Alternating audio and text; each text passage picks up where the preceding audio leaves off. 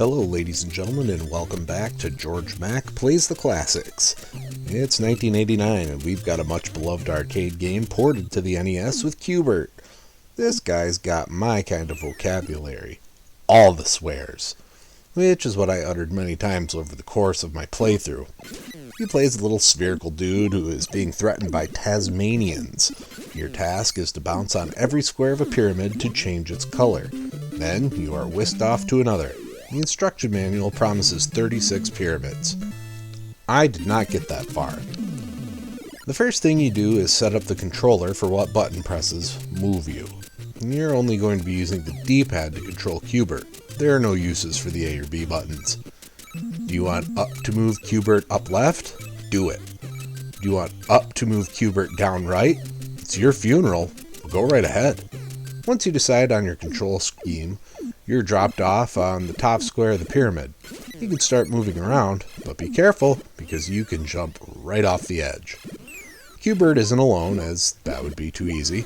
There's a steady drip of enemies that try to occupy the same square and take one of your 5 lives. The red whammy ball continuously moves down the pyramid.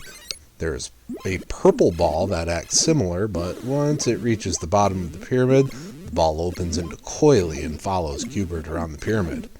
If you find yourself trapped, there are swirly circles positioned around the edge of the pyramid that can be jumped on, removing you from danger, and back to the top of the pyramid. Later stages introduce enemies Ugg and Wrongway that interpret gravity differently and jump along the sides of each block. This can be incredibly disorienting as you're trying to figure out where they can jump in comparison to where you can.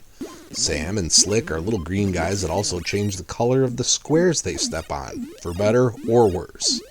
You can remove them from the board by jumping on them. There are also little green blobs that you can capture to freeze everything on screen for a few seconds. Typically, once you change the squares to the required color, you can't change them again. Things get complicated as the levels go on, requiring you to jump on squares twice to change their color. And even after that, you can cycle colors every time you jump on the squares. This means you need to have a good strategy, hope Sam and Slick help you out, or brute force it. When it comes to grading Bert on NES, graphics get a 1.0. The graphics are plain, not very detailed, but at least there are plenty of colors used. Sound gets a 1.0. You just get sound effects, bleeps and bloops, nothing fancy. Gameplay gets a 2.0. It's simple, but it works. If you start going too quickly, you're going to find yourself jumping to your doom. Difficulty gets a 2.5. This is a frantic game that will cause you to let out some angry noises.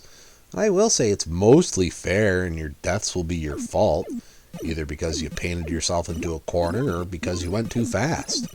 Fun factor gets a 2.0. I enjoyed my time, got frustrated, then started enjoying myself again. Overall, Bert earns a 1.7 and gets a C-. It's a quick and dirty arcade port, but it's good for a quick play here and there to try and beat your farthest run. Well, that's going to do it for me for today. Please make sure to like this video. Let me know what you think of Bert in the comments. And please subscribe to Head Drop Productions here on YouTube because we want you here for each and every video we release, because it is your destiny.